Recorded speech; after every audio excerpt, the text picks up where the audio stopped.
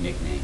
So, okay, now, here, James, those don't, anything to the fourth power, it doesn't have a nickname because we do not live really in the fourth dimension. Those powers are dimensional.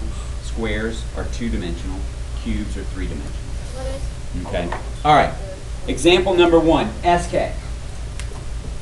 It says simplified blah. Okay. Now, just looking at blah right now, it's a polynomial. Clearly, I've got this term, I've got this term, this one, and that one. Okay. So I've got 1, 2, 3, 4, 5 terms. But we can simplify it because some of these things are like terms, right, Grace? Yes. Yes, but Jordan, will you please help me put together the like terms?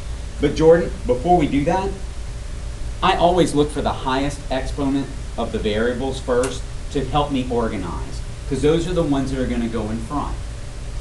So I see a negative 6x cubed. Do you see any other x cubes? Positive 6x cubed. Now when I put those two, are they like terms? Are they, Jordan? Say yes. Speak. Yes, they are like terms. Okay? Good. How do I know they're like terms?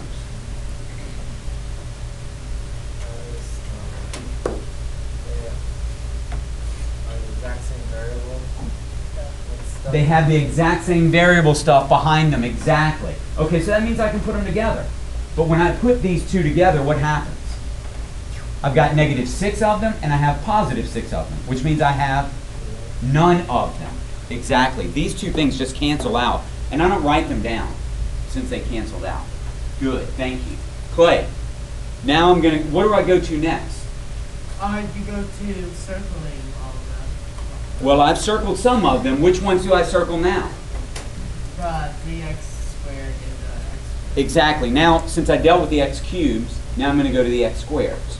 Okay? So I've got 3x squared, positive 3x squared, and positive x squared, and that gives me 4x. 4x. I don't want to say it, but No. And here's why. Remember, exponents only change when we're multiplying. I'm not multiplying 3x squared and x squared. I'm adding them. you're Remember, exponents is repeated multiplication. if it were to be. If I were multiplying them, which we will do soon, then the exponent changes. Okay, it would. But we weren't multiplying, we're just combining them. I had 3x squareds and 1x squared, that means I have 4x squared. Okay, be careful with that. You guys can make a lot of mistakes with that, okay? So be careful. Taylor, talk to me, what's done? Am I done? Do I need? You have to pull down the negative 5. I have to pull down the negative 5 here. I can't combine it with anything. Okay? Now, I'm almost done here. I want to ask a couple of questions. Bella, is what's left a polynomial? We began with a polynomial, but we could simplify it some.